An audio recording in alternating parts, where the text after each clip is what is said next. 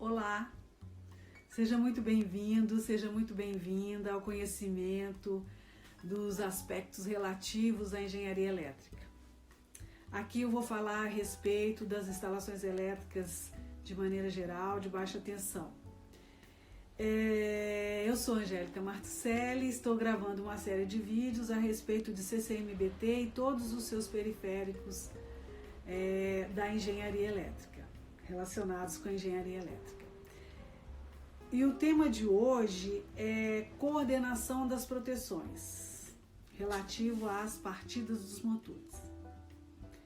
Bom, o que vem a ser a coordenação das proteções? A coordenação das proteções é a arte de associar produtos ou dispositivos de proteção contra curto-circuito com um contator e um dispositivo de proteção contra sobrecargas. Aí você vai me perguntar assim, mas Angélica, o que é isso, né? Ih, gente, tem uma claridade aqui batendo na minha cara que tá muito ruim. Bom,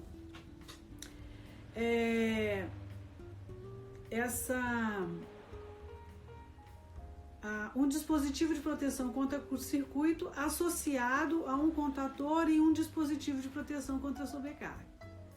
Um exemplo típico disso é um disjuntor, um contator e um relé térmico numa partida de motor, numa partida direta, né?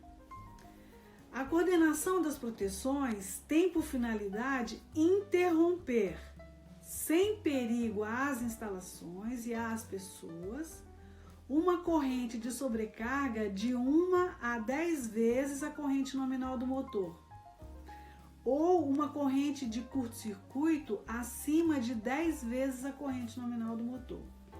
Ou seja, a coordenação ela vai garantir que numa dessas avarias, nem as pessoas, nem as instalações e nem os equipamentos serão danificados, né?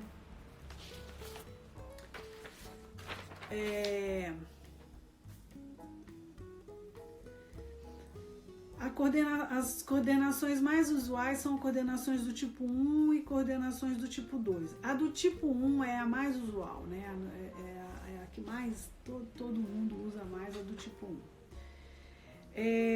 Que são definidas pela norma IEC 60947 4.1. Esses tipos especificam o grau de deterioração aceitável para os componentes após um curto-circuito. Então, quer dizer, as coordenações é que vão determinar o que pode danificar ou não durante um curto-circuito, né?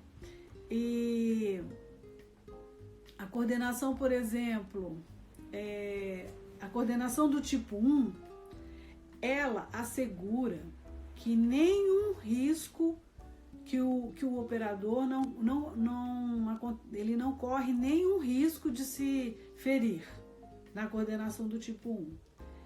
E tanto o operador quanto as instalações, de maneira geral.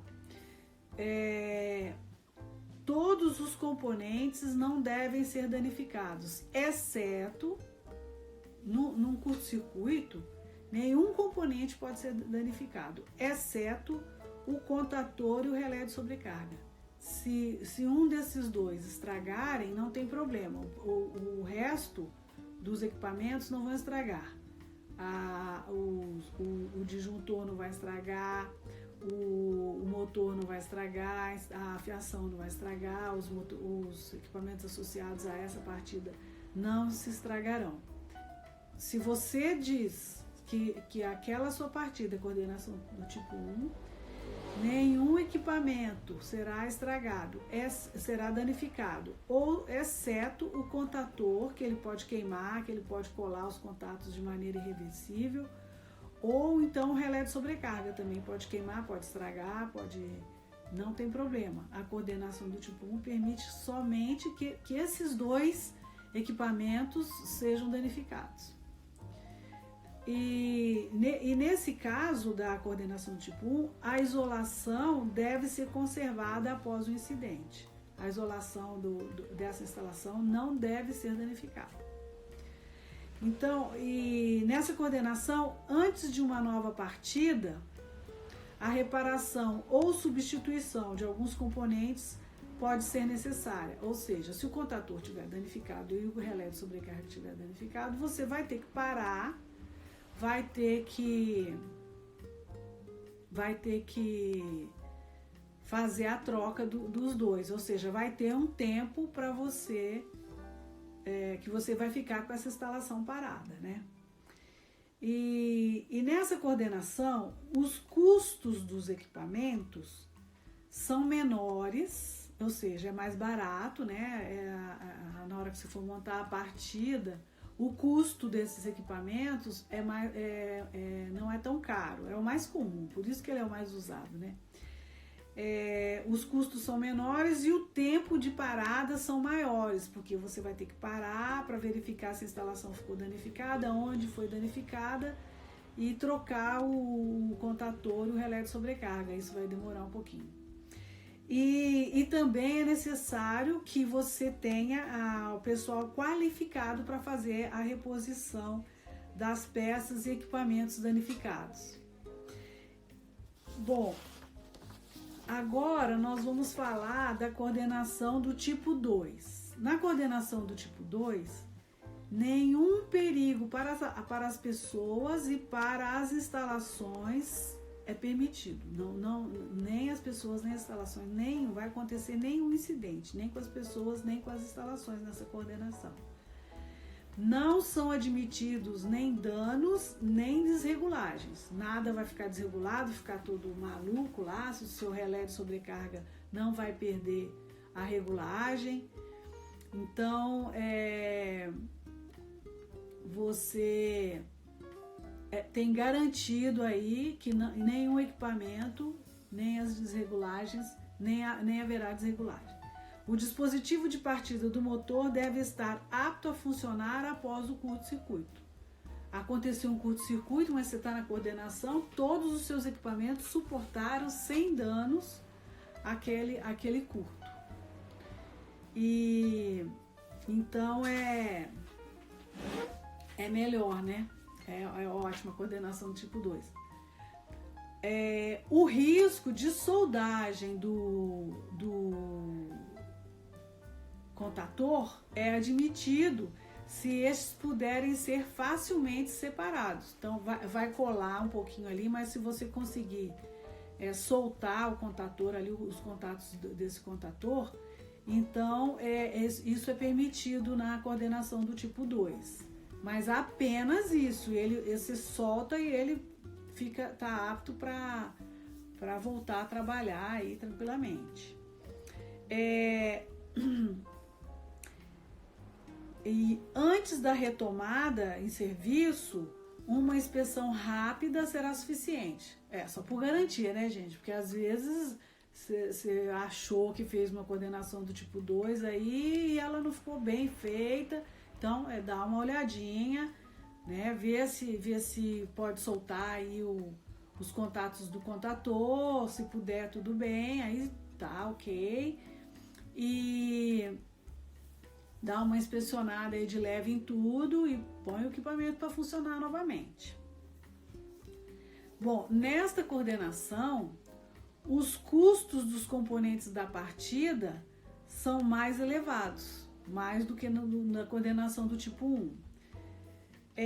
Mas o tempo de parada é muito menor do que a coordenação do tipo 1.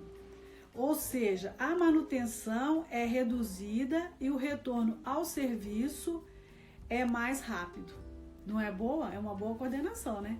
Só que também você tem que gastar um pouquinho mais. Vai depender do custo-benefício, não é mesmo? Na hora de decidir qual coordenação vai ser feita, alguns aspectos devem ser considerados. Dependendo do equipamento que vai ser acionado ali por aquela partida, dependendo do grupo de equipamentos, né, a coordenação vai precisar ser do tipo 2, porque às vezes é muito mais caro parar o processo do que parar para fazer uma manutenção rápida ali numa coordenação do tipo 1, por exemplo, né? Então, vai precisar fazer uma análise do custo-benefício, certo? Bom, e se necessário for uma reposição de peças, é preciso também pessoal qualificado para fazer essa reposição de peças na coordenação do tipo 2. Nessa coordenação, nenhum dano é permitido, nem mesmo o risco de solda dos contatos. Se soldou os contatos, você não vai ter coordenação do tipo 2. Nem soldou os contatos do contator, nessa coordenação você não pode aceitar isso. Os equipamentos, o serviço, o sistema bem mais caro, mas pode ser reposto em serviços sem manutenção prévia, né? Então, quer dizer, igual eu já falei, vai depender do custo-benefício aí. Você pode me perguntar se é possível montar uma partida de motores sem coordenação. Não, você não pode montar uma partida de motores sem coordenação. Primeiro que não é permitido pelas normas, porque é muito grande o risco, né? Você põe em risco o operador, então você não pode de jeito nenhum. E pode gerar grandes danos físicos e materiais. Os equipamentos da partida, por exemplo, se você não faz coordenação nenhuma, corre um curto-circuito, você pode perder toda a partida. Aí, nesse caso, você vai ter um custo de substituir toda a partida. Dependendo do tamanho dessa partida, não compensa o risco de fazer uma partida sem coordenação, não é mesmo? Então, inclusive você pode até danificar o seu motor, dependendo do tipo de incidente que acontecer, não é mesmo? Bom, exemplos de associação de dispositivos de partida. Nós podemos ter, para conseguir coordenação do tipo 1 ou do tipo 2, nós temos a partida direta com dois produtos, que é o disjuntor motor termomagnético mais o contator. O disjuntor motor termomagnético, você vai conseguir a proteção contra curto-circuito e contra sobrecarga nele. E o contator, que é o dispositivo de comutação, que é o dispositivo de manobra. Nós precisamos garantir 5 ações aí na partida, né? Que é o seccionamento, que o disjuntor ele atende. A proteção de curto-circuito ele também atende. A proteção de sobrecarga ele também atende. A comutação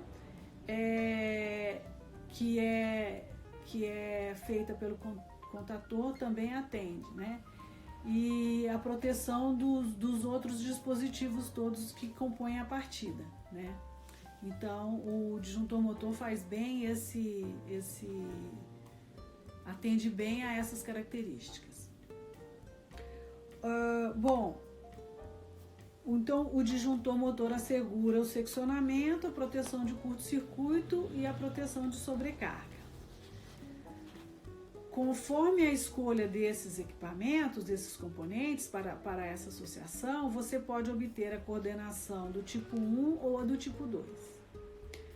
Os grandes fornecedores de disjuntor motor de contatores, eles sempre têm um catálogo, uma tabela, onde eles garantem que a associação desse tal disjuntor com aquele tal contator vai te dar uma coordenação do tipo 1. E esse outro contator associado com aquele outro disjuntor vai te dar uma coordenação do tipo 2. Então, todos eles têm um catálogo, uma tabela, informando que tipo de coordenação aquela associação atende. Bom, outro exemplo de associação é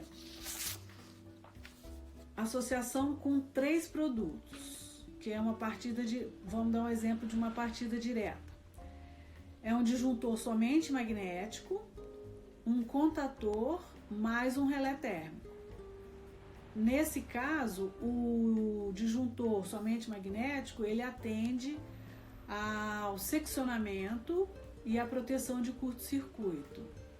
O contator, a comutação ou manobra, que é a mesma coisa, né? E o relé térmico atende à proteção de sobrecarga.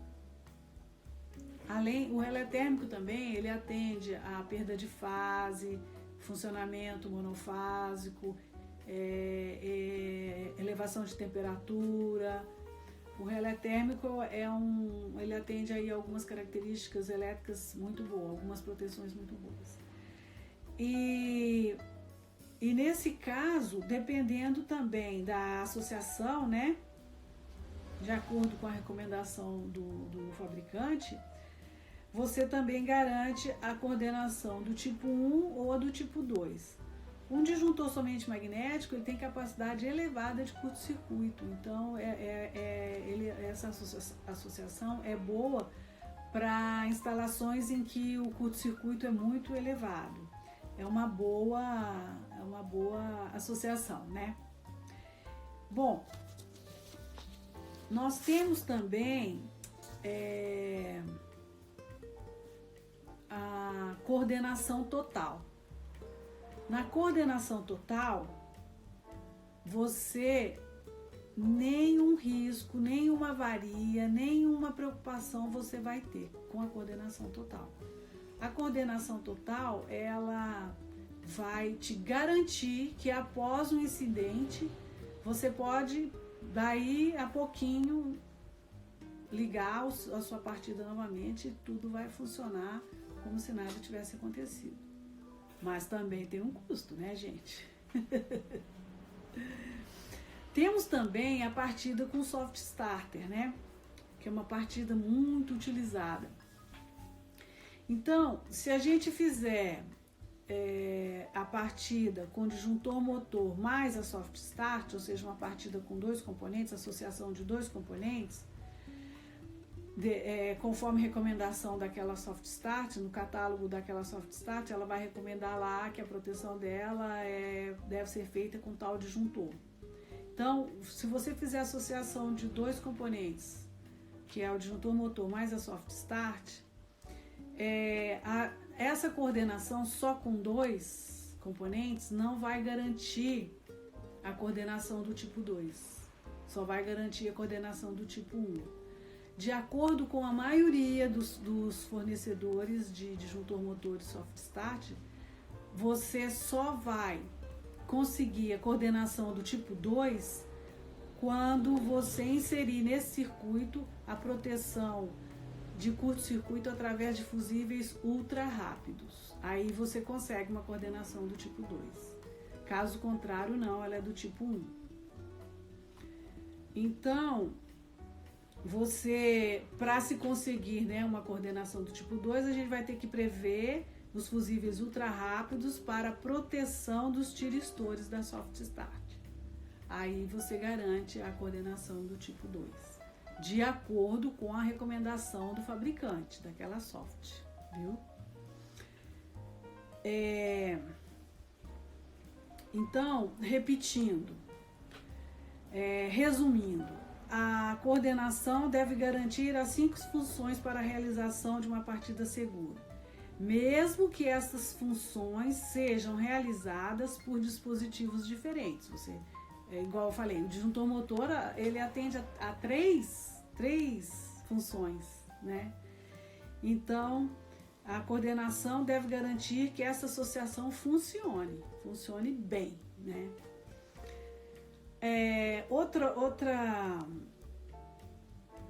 Outra garantia que a coordenação deve ter é que deve reduzir os custos, tanto de manutenção, em caso de defeito, né?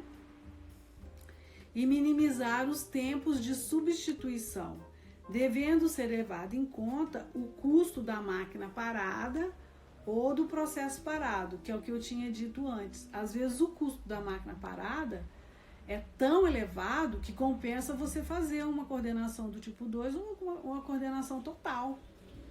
Porque às vezes Um processo parado são tantos milhões de reais que não compensa mais você fazer uma coordenação total, né? Gastar um pouco mais nas partidas dos motores do que ficar com a máquina parada ou com o processo parado, né? Ver aí as usinas de açúcar, um dia da usina parada é uma coisa absurda. São milhões de reais que são perdidos, então não compensa, né? O custo, né, dessa parada não compensa, é preferível fazer uma coordenação, uma boa coordenação, né? Bom, como eu já havia dito, né, a coordenação do tipo 1, ela é a mais econômica e é a mais utilizada. Todo mundo usa a coordenação do tipo 1 pelo fato dela ser mais econômica. Às vezes, uma parada para fazer manutenção, não vai prejudicar, né? Não vai assim, ter custo elevado nem da máquina parada, nem do processo parado. Então, usa a coordenação do tipo 1. Né? Já as coordenações do tipo 2 e a coordenação total são coordenações relacionadas ao alto desempenho, igual eu estava falando das usinas, né, paradas. Ou seja, são para aplicações onde o tempo de processo ou máquina parada podem trazer grandes prejuízos, não só econômicos, mas também prejuízo social ou ambiental. Então, deve ser feita na hora. O seu cliente, normalmente, ele vai te mandar uma especificação técnica em que ele vai dizer, olha, para esse equipamento que eu estou comprando no CCMBT, eu quero que a coordenação seja do tipo 2 ou que a coordenação seja do tipo total. Eu, sinceramente, nesses 30 anos de trabalho, nunca fiz um CCM com coordenação total. Ou é do tipo 1, a grande maioria, né? Ou do tipo 2. Do tipo 2 eu fiz alguns. Então, o seu cliente, na hora de te mandar as especificações, com certeza ele vai colocar na balança o que lhe trará mais prejuízo, a máquina ou processos parados, ou trocar aí os equipamentos da partida, né? O tempo de parada da partida ali, enquanto você troca os equipamentos. Se o seu processo for de alta performance, de alto desempenho, com certeza a sua coordenação vai ser ou do tipo 2 ou total, não é mesmo? Porque ninguém vai querer ir parar um processo de alto desempenho aí por algumas horas. Talvez isso traga um prejuízo que vai demorar para ser recuperado, né? E outra coisa, as coordenações, né, devem ser testadas, ensaiadas e ser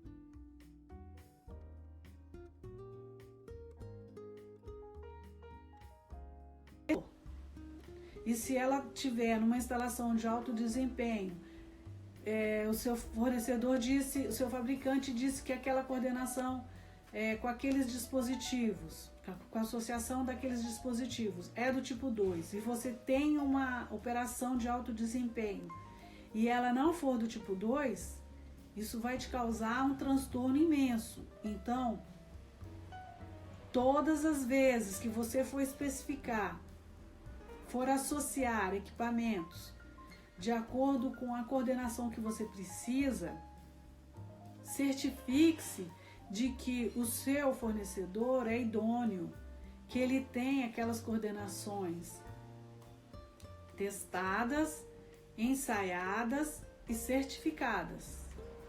Você pode pedir o certificado, eu quero o certificado dessas coordenações, que aí você vai estar amparado, não é mesmo? Você não vai precisar se preocupar. Se aquele fornecedor garante, você pode usar tranquilamente aqueles produtos associados que vai ter a coordenação que você precisa. Eu vou voltar no primeiro aspecto, quando você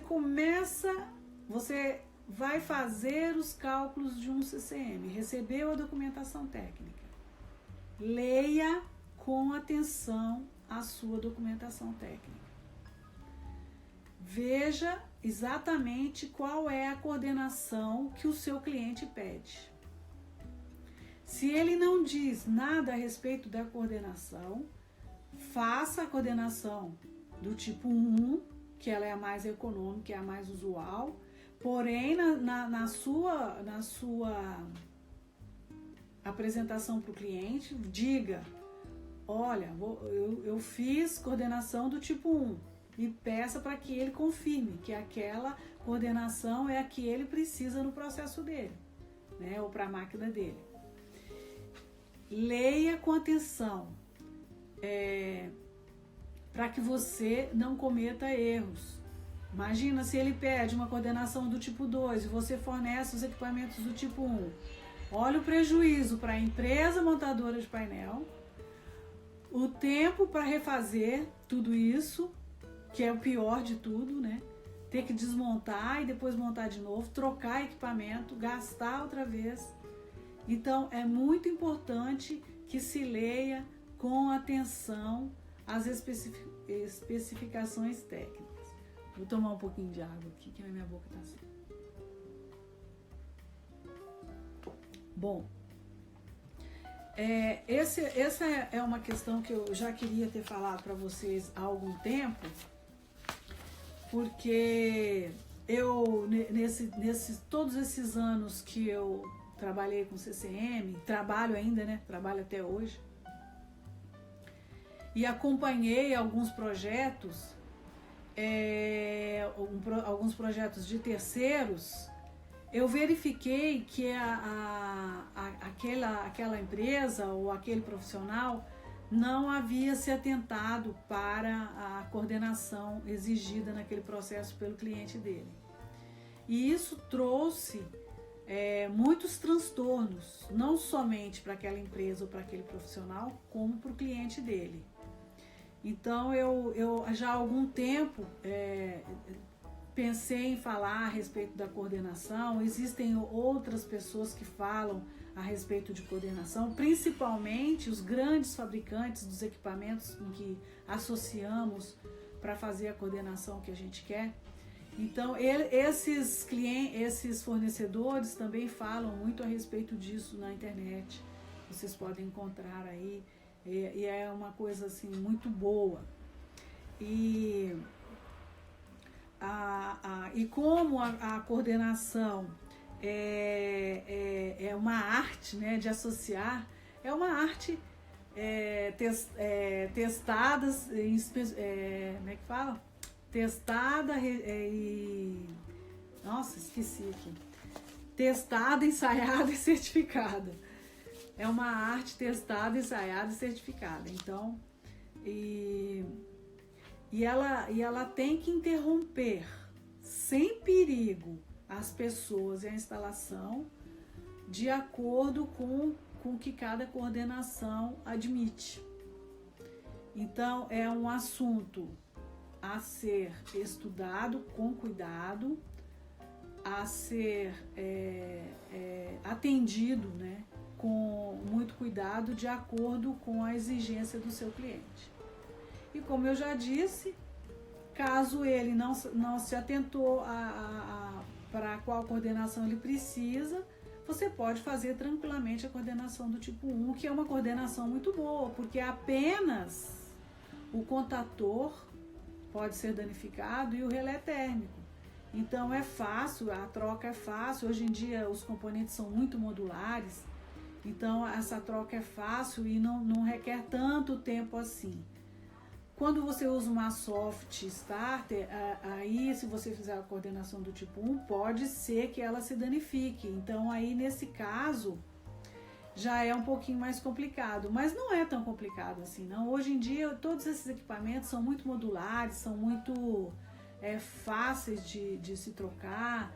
A maioria é para montagem em trilho, então tem muita facilidade para montar e desmontar. Não é como antigamente, que era tudo muito mais complicado, né? Que você tinha que furar uma placa de montagem inteirinha, era uma dificuldade danada. Mas hoje já os fabricantes, preocupados todos com essa questão da manutenção, do reparo, do tempo de manutenção, né? Já fizeram assim bastante melhorias, e os equipamentos de hoje são muito fáceis de instalar, e a sua manutenção assim na hora da reposição não é tão dificultosa. Principalmente quando você associa o disjuntor motor no contator. Inclusive tem alguns dispositivos em que essa conexão não precisa ser feita nem com fio. Ela já tem um dispositivo adequado para fazer essa conexão. Então é uma coisa bem rápida e bem simples de ser trocada. Mas, recomendando mais uma vez, preste atenção nas especificações técnicas. Faça a coordenação de acordo com a exigência do seu cliente. Bom, eu espero que eu tenha contribuído aí para o seu conhecimento um pouco mais, né? Que eu tenha te orientado aí de forma adequada, aí de acordo com as coordenações. E se você gostou, fica comigo.